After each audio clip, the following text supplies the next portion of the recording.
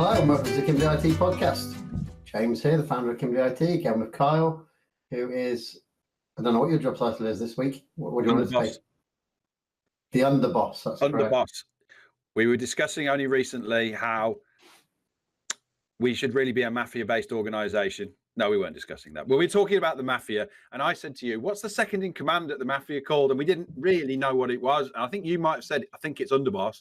So I went and checked, and indeed it is underboss. That's not the story. The story is I went on your Instagram and saw that you put your job title as underboss. What was that all about? And then you told me. Did I? Is that the way I did it? That was the way it was done, yeah. We had no conversation about it apart from me asking you, why is your job title the underboss on Instagram? Right.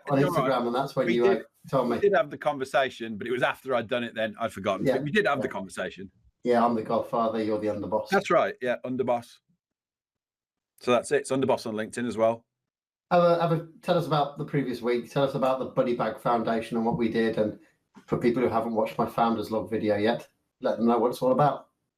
Those of us who listen to the podcast will know that we recently made a donation to a charity via Love Brum in Birmingham.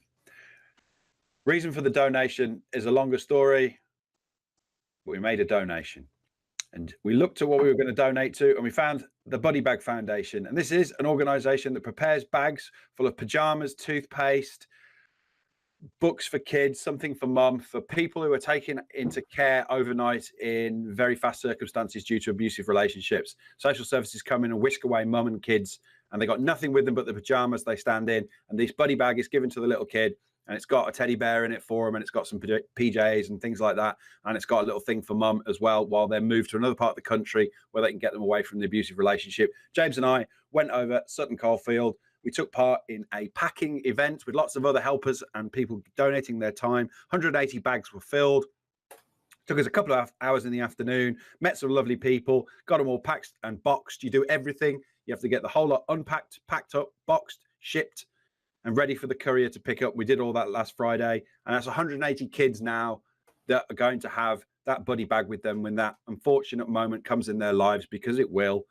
And we were glad to be part of it. And so what we pack is rucksacks that are full of these essential items for the kids. And they have these packing events all around the country. They run once a month. And if you want to get involved, go to the Buddy Bag Foundation website, which is, I think it's buddybagfoundation.co.uk. Do you want to put that in your browser and check it out? Yeah, it is. You can see where they're going to be doing their next packing event. You can get involved and help them out. It's all completely volunteered run. They keep their costs to a bare minimum. And that's it. And a lot of the stuff they get that goes into the rucksacks is donated by businesses, enterprise businesses. So they get that stuff for free, and it all gets put into the rucksack and then shipped over to places around the UK for these children to get hold of them when they need them. Very well worthy cause. And we found them because we are corporate sponsors of Love Brum. And Love Brum is another charity based in Birmingham. It focuses on charities that are Birmingham-based mainly, or West Midlands-based. And once a month, a charity gets awarded £2,000 in donations. It's done on a voting system, so 3 charities be picked each month, and then they're sent out to the members. And whichever one gets the most votes gets the £2,000. They can reapply, so if they miss out, they can reapply later months to try and get and win the £2,000 donation. With our donation, we actually went through the Love Brum website because they list all the causes that have applied, the ones that have been successful and the ones that are yet to find funding. And I went through that site, found Buddy Bag. It was one that had applied maybe 3 or 4 years ago. Yeah. And it hadn't got funding at the time. And I like the idea. We wanted to go after a charity that was looking after children. And I did a quick calculation and worked out that the money that we were going to donate would help the most children if we gave it to the Buddy Bag Foundation. And their money was actually going to stuff. A lot of the other charities were looking on trying to employ somebody to do social media for them and things like that, to do marketing campaigns, to use the money to then do marketing to try and bring in more business for them. But the Buddy Bag money was just going straight to the children and helping with these rucksacks. That's why we picked that one in the end. Indeed. So next week is going to be a painful week. There's going to be lots and lots and lots of problems that I'm going to have to deal with, because it's always the way when Carl decides to abandon me. Not me.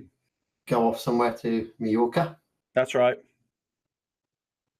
And you know what happens when you're not about? Yeah, people probably look at my address and then burgle my house. Well, that, and people get in contact with me about the IT problems, and I'm having to deal with them. Oh, And I don't enjoy that. oh, you know there'll be some printers. Yeah, fucking. Could be Sage. Could be some Sage. Oh no, 2 there days to won't, go. there won't be any Sage because I'm not as kind as you. So people who've got Sage, they have Sage support, so they go and they have to use Sage support. It's not something we support. You kind of bend the rules sometimes, and that's why people come, and that's why people want to talk to Carl, because Carl's going to help me with Sage, while James won't. I've stopped helping with Sage. That's good to know. So any clients listening in, if you've got a problem with Sage next week, contact Sage. Good luck. It's going to take you a while to get through on the phone, but you have got the option to move to 0 at any point. You never know. It may not go as bad as you think. Things were pretty decent while you were in China. Yeah, but that's because I was away. Well, why wouldn't I get stiffed? I don't know, but it always happens. Whenever you go away, I get the problems. Okay. You get the problem right. So you come in the IT, I get stiffed online. Okay, I get it. What do you mean stiffed online? You know what I'm talking about anyway. I've got literally no idea what you're talking about. Yes, you do. I don't. I get trolled online way more than you. Oh, yeah. Well, that's because you're Marmite. Yes. Kyle, Marmite, Heath. Well, let's see. Look, why don't we take it as we're having a lucky time? What if you break the spell? I think that's very unlikely. It hasn't happened in 10 years, so it's not going to happen. Okay, we'll wait. Stay tuned for the next episode, listeners. So we haven't actually got a focus section this week, but I'm just going to invent one now. It's going to be networking. Right, okay. For years and years and years, we found it really hard to meet modern, young, fun companies that we want to work with. Yes. You go to any other normal like breakfast networking group or any breakfast networking group or any other type of networking group, it's full of suits, boring people, accountants, lawyers, and then you've always got the photographer there who wants to do wedding photography. Oh, you mean the wedding photographer? Yeah, the wedding photographer who wants to become professional and stuff like that. And you always end up having to talk to them and you're trying to get away. But, it's just boring PowerPoint presentation. Wealth management person. Yeah, rubbish like that. So I'm going to talk about Love Brum, who's the charity we sponsor, because they brought on a members mingle and we've been to our second one last night. And it's just completely different. You go in there and you see the guy, you see people in there, they're not wearing suits, they're wearing their jeans, their T-shirts, they're highly successful people. They run modern, fun businesses. And it's great chatting to those guys because they get what we do straight away. And we're probably going to do business with quite a few of the people in that organisation over the time. We're members of it. And it's just really great fun. And we're helping out with charity as well at the same time. It is a rarity in the networking world that there's actually the right kind of people that you want to meet. Whereas most networking events, as you say, are a proper hit and hype shot in the dark. What are the chances of there anybody being in that room that wants to buy from you? Because everybody in that room wants to sell to everybody else. Yeah, and it's also because of how unique our offering is and how specific we are with the people we target. We don't want to work with these old people who haven't got a clue what they're doing. We want to work with people who actually know what computers are. They know how to use computers. They even know how to look after and support computers themselves. But they understand that that's not their speciality and that's not what they should be doing. They want to do what they like doing in their business. And while they can look after the IT if they want to, they understand that that's a waste of their time. They want to pass it on to a company like ourselves to look after it better on their behalf. Yeah, no, you're absolutely right. And you made a good analogy to that recently with the operation of a crane or a forklift truck I've made. It's the same one. If you bought yourself a very, very expensive large crane, which will be 100, but I don't know how many hundreds of thousands of pounds a crane is. And then you decided when you got the crane not to take the training course and not to deal with the crane company and just have a crack yourself and see how it got on. You wouldn't really be getting the best out of your crane. Yeah, it's not the training, it's the maintenance, not taking the maintenance and then just leaving it there. And I don't need to take the maintenance. I can go on YouTube and watch a video and work out how to do the maintenance on my crane, but I've got a brain and I realise that isn't what I should be doing. I'm the owner of the business. I want to be going out getting more business. I don't want to be maintaining a crane in my spare time or assigning it to my marketing guys who go and look after the crane. Why not just hire it out to the people who can do it? Get them to do it. And that's the type of people we like meeting. Yep, absolutely. Too many people take on too many tasks themselves in their business when they shouldn't be doing those things. They should be doing what they're supposed to be doing. But going back to the networking group, it's very hard to find a decent one, and we've taken 10 years essentially to find Love Brum. They've been around for 4 years. and we've just recently joined them, and it will look like that a charity-focused networking group is far better than your BNI and your other type and your Vistage old people home networking group. Yep. So yeah, it's a different style of group. It's a charity group. So I reckon if you're out there and you're looking for a networking group, you're a small, young, growing business, likes to have fun, doesn't want to hang around with suited people and all the boring people, you should go and look for a charity-based networking group. I think you're going to find a lot more success in that. Could well be right. One thing I want to note on networking groups, though, James, that we did note last night, and it is a constructive feedback. It's difficult to meet and talk to people in an area that's too noisy because of music as well as everybody talking. This was held in the Bank restaurant in Birmingham, and as beautiful as the Bank is, and the food was very nice, it was very noisy and difficult to hear. And I found it difficult to hear, and I've got reasonably close to full hearing. So if you've got any kind of hearing impairment, it's extremely difficult for you to have a conversation. And that's something perhaps when you're at a networking event should be considered.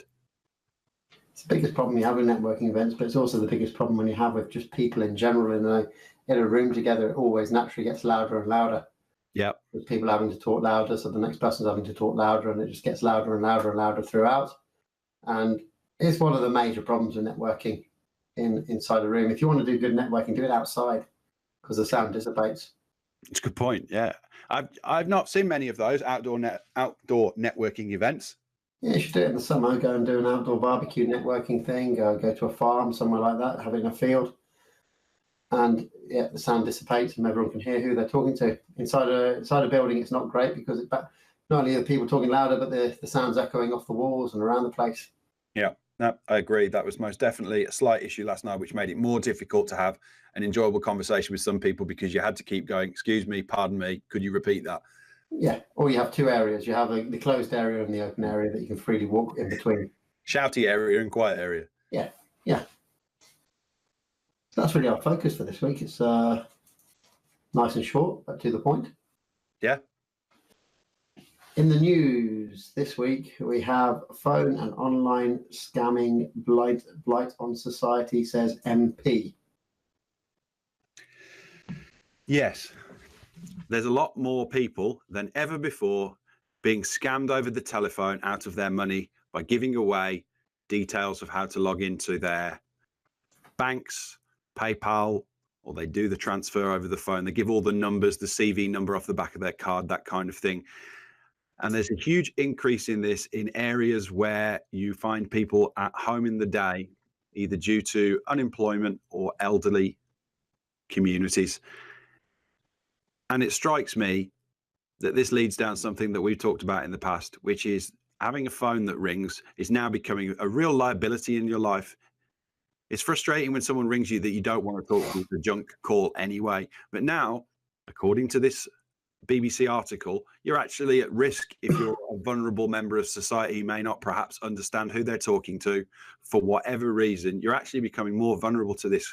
And so therefore, a better way would be people unplug the phone, don't have one, and remove this risk to people. It's a BBC News article, you said? It is a BBC News article, yeah. Yeah. It's Chris Elmore, the Labour MP for Ogmore. And actually he's discussing a business owner who'd lost £20,000 through a scam call. Yeah. That person in business, another 66-year-old gentleman had lost money due to it. Another man had lost £60,000 on his retirement fund due to scam phone calls. And it says here, nearly 5 million people over 65 have been targeted by scammers, according to Charity Age UK. That's a significant number of people. And nobody kind of doing anything about it. People aren't doing anything about it. Government's not doing anything about it. And I don't really know what government can kind of do about it, to be honest. Maybe everybody needs Google Voice, James. That's the solution. Google Voice, everybody. That might work for them. We can sell it to you as well. And you can get an email system at the same time that works and protects you. I believe it's probably a reflective example of something we've talked about in the past, where there's a generation of people, a certain age of people, that when the telephone rang, it was important. And whoever was on the end of it was important to be listened to because it was communicating an important message. which is no longer the case. However, there's a whole generation of people who treat the tool as the most important tool and the most important message. They must answer it when it rings and they must listen to what they're told. And actually, the person on the end of the phone is taking advantage of these people. Younger people are less likely, I believe, to fall for these scams. Oh, younger people don't answer the phone. Well, there's that fact as well, that younger people don't answer the phone. Yeah, as well. They're not going to do that. I've got another story in the news. Okay. This is Apple. Apple had its conference a few days ago, and it's actually doing something interesting for once. With its sign-in, it's bringing in a sign-in with Apple button to websites. So now you've got the sign-in with Facebook and the sign-in with Google, sign-in maybe with Microsoft. Yeah. You've got Apple's bringing their sign-in with Apple. And the interesting one about this is it doesn't reveal personal details when you sign in. It doesn't reveal your email address. It randomly will generate an email address when you click the sign in with Apple button. Yeah. So the service doesn't get your real email address. Yeah, read about that. Interesting in a couple of ways. In that it's keeping your real email address private, but it's a nice way to see if the service has leaked your email address, because all of a sudden a random email address is going to go.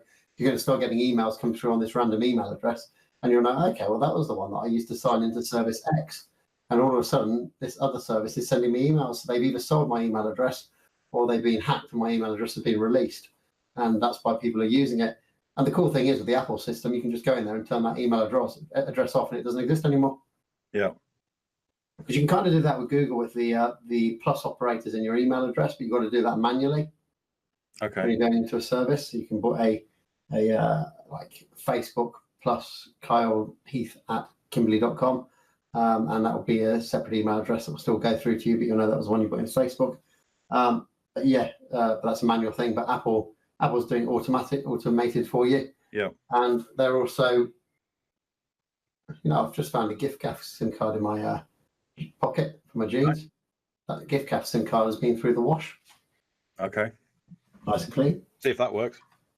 It will do. There's no reason why it won't. There's nothing active on that. No. But yes, anyway, it's an interesting sign-in feature they got. I haven't read the full details about it. I've just seen a couple of videos, recaps on YouTube. Actually, it's a very interesting thing that Apple's doing for once. They're also getting rid of iTunes and splitting it up into separate apps. So music will have its own app. Podcasts will be their own app. And iTunes will get slowly broken up into smaller services rather than being this one big monolithic service that has everything tied to it. Which is nice, because iTunes is always a pain in the ass when you're setting up an Apple machine. Yeah, I think it's a good thing they're getting rid of iTunes. It's run its course now. It's had its moments. That needs to go. Now, the one thing they do need to do now is that they could work on. Now they've got the sign in with Apple. Maybe I won't have to enter the password as many times as you have to when you're setting up an Apple bloody Mac. You'll be lucky. It's ridiculous. It's actually a really bad thing, because Apple's all about security and privacy, but then they ask you to enter your password in so many times when you're setting something up that you're naturally going to pick a weakest password, because you don't have to type in something long each time. They do that. They do go over the top with the amount of times that you have to register that you are you. Yeah, and even like on an iPhone, when you're just doing some simple changes, you have to enter your password loads of times. It's just nuts. It's Android sign in once, job done. There's a lot of people who've got to change the dev now and code on their website to add this sign in with Apple to it. Yeah, just add an addition to it. Just be a module that they plug in to their sign-in systems. Yep, interesting choice. Now you've got the privacy-based Apple versus Google and Facebook, who may or may not, who of course let the email be captured. Will it stop people using these services, James, because they can't capture the email address? Because that's what they really want it to do. No, because it's Apple. You can't block Apple. You can't have a successful service and not let people sign in with Apple when Apple makes it, so that everyone is going to use that. Mandatory, haven't they, for an app that's on the Apple Store? Yeah, exactly. What Apple says gets done. Apple's the only company in the world that can do that. If it makes a decision, everyone has to follow it. There's no other company that can do it. Not even Google or Microsoft can do that. If Apple makes a design decision or rules on something, it's the whole 30% commission thing is all based on Apple. They demanded 30% off apps. Yeah, and they're the only people who could do it. So yeah, if Apple says something, it will get done. The one thing they've got. Okay, they still managed to keep that. Yeah. So we're getting on the best part now, the rant, and I'm going to enjoy this rant because it's been annoying me today. It's lucky that we're actually 2 days late on the podcast, because if we did it on a Monday, this rant would not have existed. We didn't actually have a rant on a Monday, but now it's Wednesday. We have now got a rant. So This rant, surprisingly for most people, is against Google, which actually isn't the first time I've ever ranted against Google, but some people might believe it is because I'm a bit of a Google fanboy. But yeah, Google Drive. So we've got Google Drive and you've got Google Drive file stream. So Google Drive file stream is the app that runs on your Windows machine or your Mac machine. It's the program that puts the Google Drive folder on your desktop. It lets you access your My Drive and your once called Team Drives, which is now called Shared Drives, which is part of the rant. But you can get in there, you can upload your files, you can access your files locally through your Windows Explorer or your Mac Finder, and just do what you need to do. So if you're if you're somebody who's using Adobe Photoshop or something like that, you obviously you can't open those files directly from the web version of Google Drive. So you have Google Drive file stream installed, and you can just navigate to the file, click on it, and it will open in Adobe. If you're an accountant, maybe using a program like BrightPay, you want to have your files stored and saved somewhere. So you save them in Google Drive file stream, which you can then open via the BrightPay program. But this is where the rant now starts. So Google has decided to rename Team Drives as Shared Drives. That's all they've decided to do. Just change the name. You think that's pretty simple to do, and that's not going to cause any issues. Well, actually it does, because part of the file stream, the file mapping, has the word Team Drives in it for the Team Drives folder. And now they've changed it to Shared Drives. That Team Drives folder no longer exists. It's been renamed as Shared Drives. So you can imagine if you've mapped a scanner, so every time a scanner takes a scan, it saves a copy of that scan into a folder that was originally in a parent folder called Team Drives. Well, that's now in a parent folder called Shared Drives. So that scanner can no longer find that folder and file, so it can't save the document. Likewise with BrightPay or Save, you've got Sage and you're backing your Sage up and you've got it mapped into Sage where it should save the backups. It can no longer find those files because the folder's been renamed to Shared Drives. And Google has just pushed this out on everybody globally from today, and it's going to roll out for the next 3 days. And it's completely and utterly nuts. It's a stupid decision. I'd love to punch the guy in the face at Google who did it because he's an arsehole, because they've given you no option to keep your previous mapped settings behind. So you can't just say, actually, you know what, I'm going to leave it on the current mapping because it's going to be a big job for me to change everything and remap everything. So let me leave it on the current mapping, and then I'll change it over a bit later on to the new folder, the new mapping for the shared drives. Some of you might be thinking, well, I've got to push that through because otherwise they're going to have to be supporting the old Team Drives forever because not everyone's going to move. Simple solution to that, give people 6 months. Say at the end of September, no matter what happens at the end of September, Team Drives will be renamed Shared Drives and your mappings will break if you haven't changed them by that point in time. And then you let IT teams, admin teams make the changes and roll them out over the next 6 months. So they've got plenty of time to remap devices, remap software, remap everything that needs access to those files. That's a sensible decision. But no, Google can't do something like that. It's just pushed it on everybody today, and it has caused me problems. I've had to visit 2 clients to go and get them remapped, and over the next 2 days there's going to be more as this update rolls out, and it's really damn annoying. That's my rant over. You can do your part now. I don't have too much more to add to that. You've really covered it all off. God knows why they had to change the name of it. It's ridiculous. Team Drive. All it is a cosmetic change. There's nothing else changing. It's purely cosmetic. They certainly could have done a better job of it. They could have given us 6 months to be able to switch between the two so that you could practice for it. Because all that's happened now, in the way that Windows works, when you know there's going to be a problem with a path that you've got, and you know that, you can't do anything until you change it to the new path, and you don't know when that's going to happen. So it's just going to drop on you over the next 3 days. And then you've got everybody going, it's broken, and now you've got to react. Not so bad for us, but I wouldn't fancy doing that if I had 100,000 users with it. That's going to be some nightmare to look after for the IT department. This has stiffed IT people all over the shop.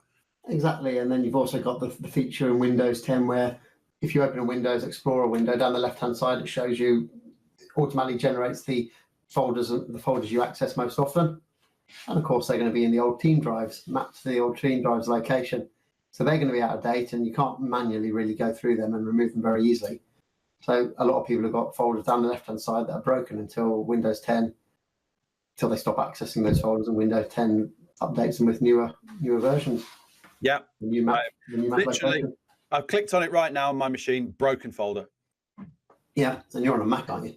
This is on my Windows computer now, and I've got the same problem.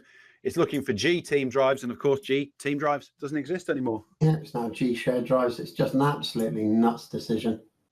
Yeah, someone didn't think this one through. Somebody didn't think it through. They thought it was a good idea, and they got on with it, and they didn't think it through. Yeah, they didn't think through the deployment and timing it. Just rolling it out on everybody like this without any option to slowly migrate over something so significant as this. Yep. It's just ridiculous. I wonder how many IT people out there are busy today having to remap scanners and printers that save to an old team drive location that now need to go to a shared drive. Oh, loads.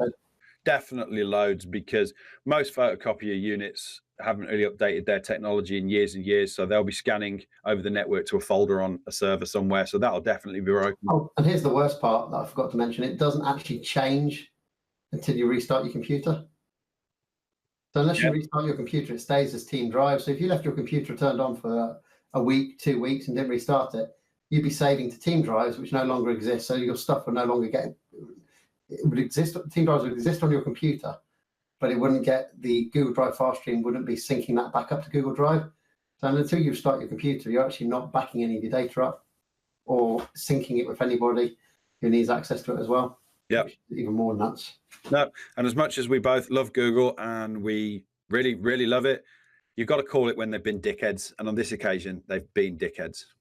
Oh, I've made it quite clear on my LinkedIn post. Yes, I know. You called them a bot. Whoever at Google decided to rename team drives to shared drives with a lowercase d, that's also annoying, and did not give an option to leave existing mapping files in place is an arsehole. And it's been liked by quite a few people.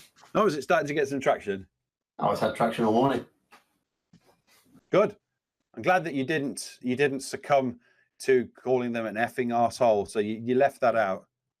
I was going to do that, but I thought arsehole's enough. Arsehole's enough. No, yeah, it is. Doesn't need any extra punt on it. I've noticed I've got the captions turned on at the moment on this hangout that we're doing to record the podcast. Yes. Arseholes get starred out, but assholes don't. Interesting. Let me turn on the captions so I can see them. My captions are now switched on. I was going to wait for them to start doing what they do. That's enough of that. That's the rant over. Hang on, I want to try that out. Assholes. Yep, that works. Arseholes. No, arseholes, not all souls. No, the way I say it, arsehole. Yeah, okay, that's enough. Yeah, there's done it. Done it. Yeah. So it does it on that. Recommendations. Knobhead. You've got any recommendations? So the recommendations. I've nearly finished my Wire podcast. I'm on the last episode. There were 60 of them, so it's taken me a while. I've got 2 recommendations. At least someone's doing their job. I'll get me coat. Might as well go sweep that road. Yeah, I'm good at that. You keep telling me to. BBC Click. So BBC Click is BBC's technology program. It's on BBC World. You don't get it on normal BBC. It's on BBC World or BBC News. I think it's on a Saturday morning. But they upload the episodes to YouTube. So they've got a BBC Click episode there. And it's pretty damn good. I don't watch it all the time, but I happened to catch this one because I just had some time. And this was about a new technology. You know how I'm always telling you that people who lost their sight during their life period will get their sight back? Yes. And I'm certain that problem will be eliminated within the next 10 years. Yes. Well, this is just some more proof. So they had this girl on called Macy, who had I can't remember what it was now, but she had some sort of trauma that lost her eyesight. So she could only see, if you imagine the size of a 1p coin, that's all she could see through her right eye. Right. That's what she could see, and it was a bit blurred and stuff like that. Yeah. But this using a headset that had magnification and a mixture of augmented reality on it, she was able to put that on and see everything again.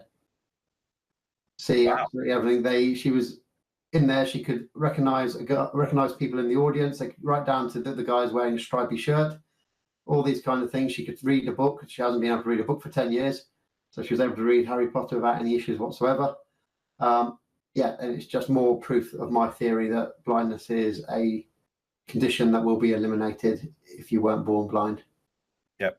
I think you're right, James. Seems that way. Every time you show me something, it gets better and better. I think it's going to be the first major condition to be Eliminated by technology. Not cured, but eliminated by technology. Overcome or worked around by technology. Yeah. In some cases, it'll be cured once it gets implanted into your head, but at the moment, it'll be worked around with headsets, things like that, technology that can help you see again. And then that will just get implanted. And once it's implanted, then I think you can quite happily say that's a cure. Yep. There was an advert on television last night in which a man runs to do long jump and he's got one false leg and he does a big, massive long jump.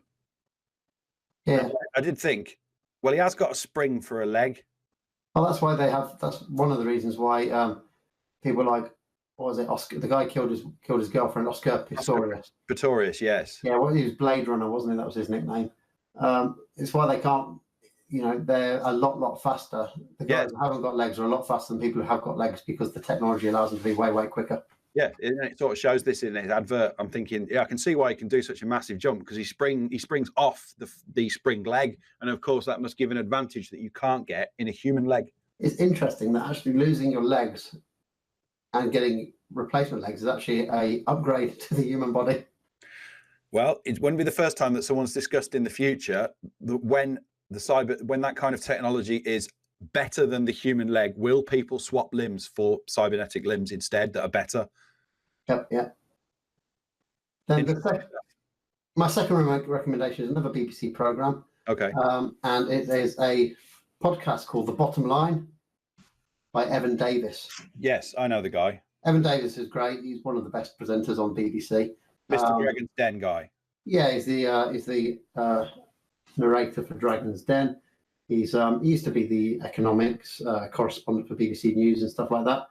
But he has this podcast called The Bottom Line. It's just inviting three business leaders from an industry in to discuss things that are happening in that industry, where they see it going in the future, current problems, and all these kind of things. It's great. So the last one was about antibiotic resistance.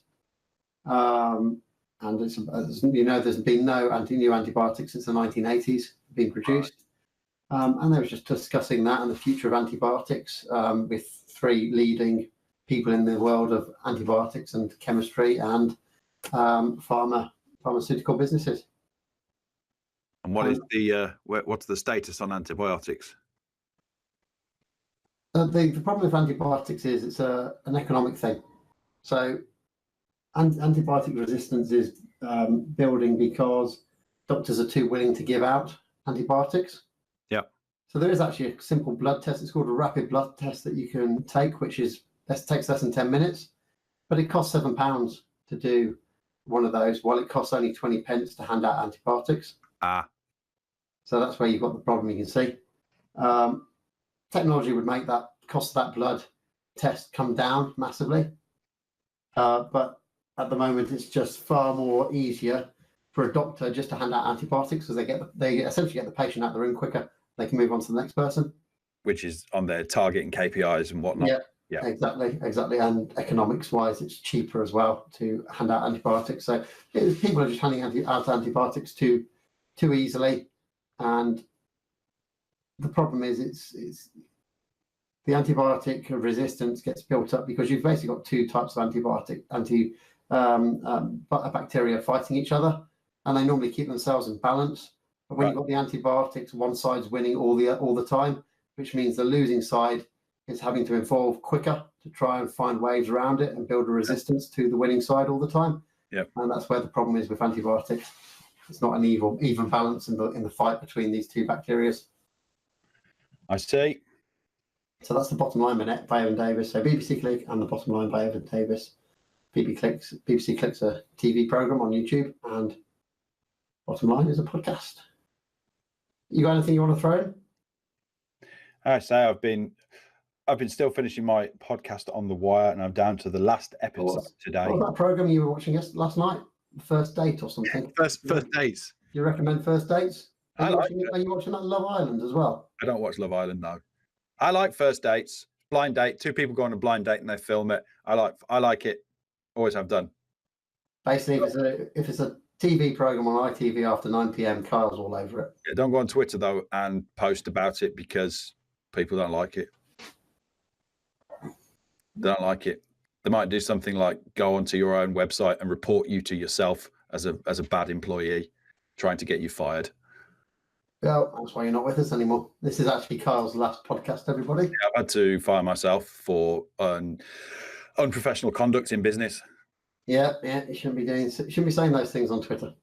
No. If you want to know what Carl's saying, go and follow him on Twitter and follow him after 9 o'clock. And once Love Island and First Dates and those kind of things are on TV, and he'll be all over that place. I don't watch Love Island. I haven't watched Love Island. I have watched Celebrity Dating. You like that one? Started. That was the key word there. You've not started watching Love Island yet. No, it's just he hasn't started. You know what, James? The funny thing was, I hadn't even had a sip of alcohol. I have got into trouble in the past with people on Twitter when I'd had a few beers. I was stone cold sober last night. That's bullshit. No, I was. I was out with you last night, and I've got video evidence of you. You met me at the bingle. Having a glass of champagne. I've got video evidence of that. Half a glass, man. It was half a glass. Clearly enough for you, that is. But leave early as well. Doing this, James is constantly trying to edit videos so it looks like I'm getting smashed. I don't have to do much editing, to be fair. I just upload the video onto the phone, and that's off the phone onto the computer, and that's it. That is the editing, uploading. Anyway, that's a good time to end the podcast now before Carl thinks of anything come back. So, nice chatting to everybody. We'll see you next week. Bye. Bye-bye.